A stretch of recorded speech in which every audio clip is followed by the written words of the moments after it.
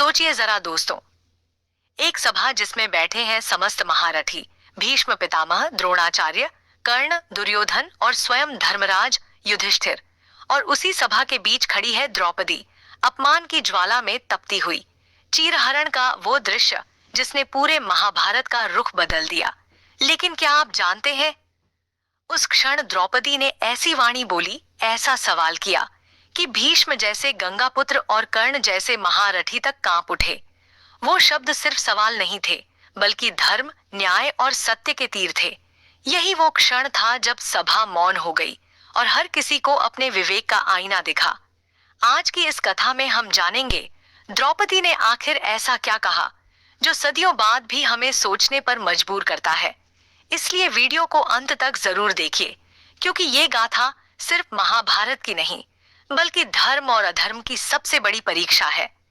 जब सभा के बीच द्रौपदी ने अपनी आंखों से चारों ओर देखा, चारों तरफ वीर, गुरु और राजाओं की भीड़ थी, लेकिन सब चुप थे।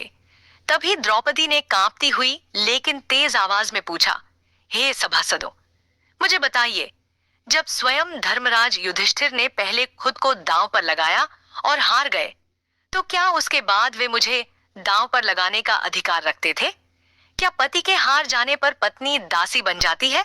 और यदि युधिष्ठिर स्वयं ही दास हो चुके थे, तो क्या दास का अधिकार अपनी पत्नी पर हो सकता है? इन प्रश्नों ने पूरी सभा को हिला दिया। हर कोई मौन हो गया। भीष्म पितामह जैसे धर्म के झाता भी गहरी सोच में पड़ गए। द्रौपदी की यह दलील इतनी प्रखर थी कि धर्म और अधर्म की सीमाएं धुंधली पड़ने लगी। कर्ण और दुर्योधन, जो उसे अपमानित करना चाहते थे, भी भीतर ही भीतर सिहर उठे। द्रौपदी के सवाल के बाद सबकी निगाहें भीष्म पितामह पर टिक गईं, क्योंकि धर्मशास्त्र और न्याय की सबसे बड़ी पहचान वही थे। लेकिन पितामह ने गहरी सांस लेकर कहा, धर्म की गहराई अपार है द्रौपदी। इस समय मैं स्पष्ट नहीं कह सकता कि तुम्हें दास मानना उचित है या नहीं। भीष्म के इस जवाब को सुनकर द्रौपदी का क्रोध और तेज हो गया। उसने कहा, पितामह, यदि धर्म के झाता ही मौन हो जाएं, तो अधर्म की जीत निश्चित है। आज अगर स्त्री के सम्मान की रक्षा नहीं हुई, तो आने वाली पीढ़ियां धर्म पर भरोसा कैसे करेंगी? यह वाक्य सुनकर सभा का वातावरण बदल गया। भीष्म पितामह, जिन्होंने गंगा की कसम खाई थी कि सदैव धर्म का साथ देंगे, उनके हृदय में कंपन दौड़ गया। उनकी आंखें झुक गईं। वे पहली बार असहाय प्रतीत हुए। सभा में मौन को तोड़ते हुए कर्ण ने व्यंग्य से कहा, द्रौपदी, तू 5 पतियों की पत्नी है, तेरा चरित्र अंधकारमय है। ऐसी स्त्री का सम्मान कहाँ होता है? तू दासी ही है और दासी की तरह तुझे स्वीकार करना होगा। कर्ण की ये बातें सुनकर द्रौपदी का चेहरा अपमान से तप उठा, लेकिन उसने हार नहीं मानी। दृढ़ स्वर में बोली, कर्ण, वीरता का अर्थ सिर्फ शस्त्र चलाना नहीं, बल्कि धर्म की रक्षा करना भी है। आज तू मेरे चरित्र पर प्रश्न कर रहा है, पर याद रख, स्त्री का अपमान करने वाला चाहे कितना ही बड़ा योद्धा क्यों न हो, उसका नाम कभी आदर से नहीं लिया जाएगा।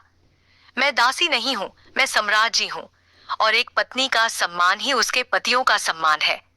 द्रौपदी के इन शब्दों ने कर्ण के हृदय में बिजली सी कौंधा दी। उसका चेहरा लाल हो गया।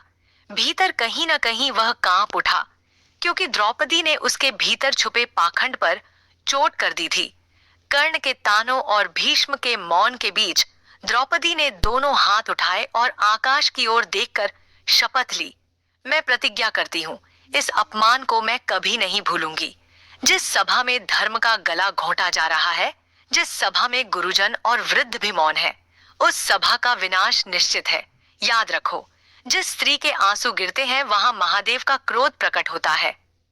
द्रौपदी की आवाज में ऐसा तेज था कि सभा में बैठे हर योद्धा सिहर उठा।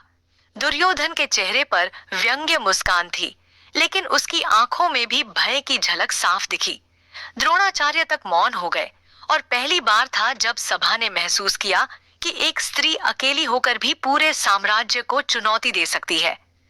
द्रौपदी के शब्द गूंज रहे थे, और हर किसी के मन में एक ही सवाल था, क्या वास्तव में धर्म हार गया है? अपनी शपथ के बाद द्रौपदी ने सभा की ओर देखते हुए एक और प्रश्न दागा, हे धर्मज्ञ महानुभावों, मुझे बताइए, क्या धर्मराज का कर्तव्य केवल पासे खेलकर पत्नी को दांव पर हारना है। क्या धर्म यही सिखाता है कि एक स्त्री का सम्मान लूटा जाए और आप जैसे विद्वान मौन रहे? इन वचनों ने सभा की नींव हिला दी। द्रोणाचार्य और कृपाचार्य तक सिर झुकाकर बैठ गए। द्रौपदी का हर शब्द सभा के स्तंभों से टकराकर गूंज रहा था। भीष्म का चेहरा गंभीर था। कर्ण ने होंठ दबा लिए। सभी को लग रहा था मानो स्वयं धर्म बोल रहा हो। द्रौपदी ने आगे कहा, आज मैं अकेली खड़ी हूं, लेकिन मेरे आंसुओं की गवाही स्वयं समय देगा। और जिस दिन समय बोलेगा, उस दिन इस सभा का हर अन्यायी तिनके की तरह बिखर जाएगा। यह सुनकर वहां बैठे योद्धाओं की रीढ़ में सिहरन दौड़ गई। द्रौपदी की वाणी अब सामान्य स्त्री की नहीं रही, वह मानो स्वयं धर्म की आवाज बन गई थी।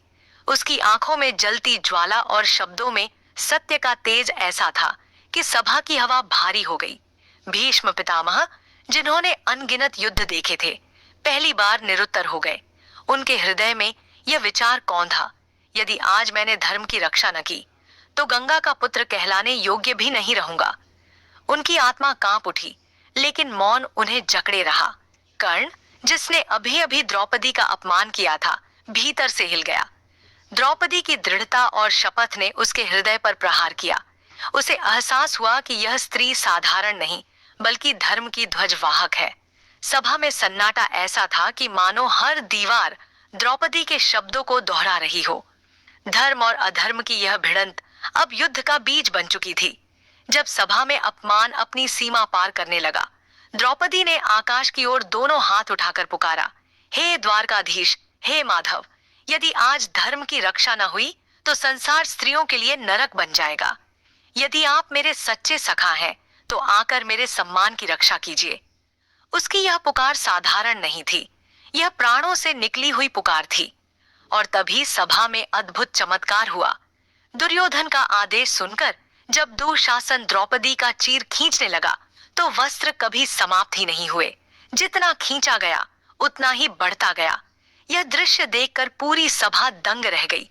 कर्ण के हाथ कांप उठे, भीष्म की आंखें नम हो गईं। सबने समझ लिया कि द्रौपदी अकेली नहीं है, उसके साथ स्वयं कृष्ण खड़े हैं। यह क्षण इतिहास में धर्म की सबसे बड़ी विजय के रूप में दर्ज हो गया। जब भीष्म, द्रोण और कर्ण अपनी शक्ति दिखाने के लिए तैयार थे, द्रौपदी ने एक अंतिम प्रहार किया।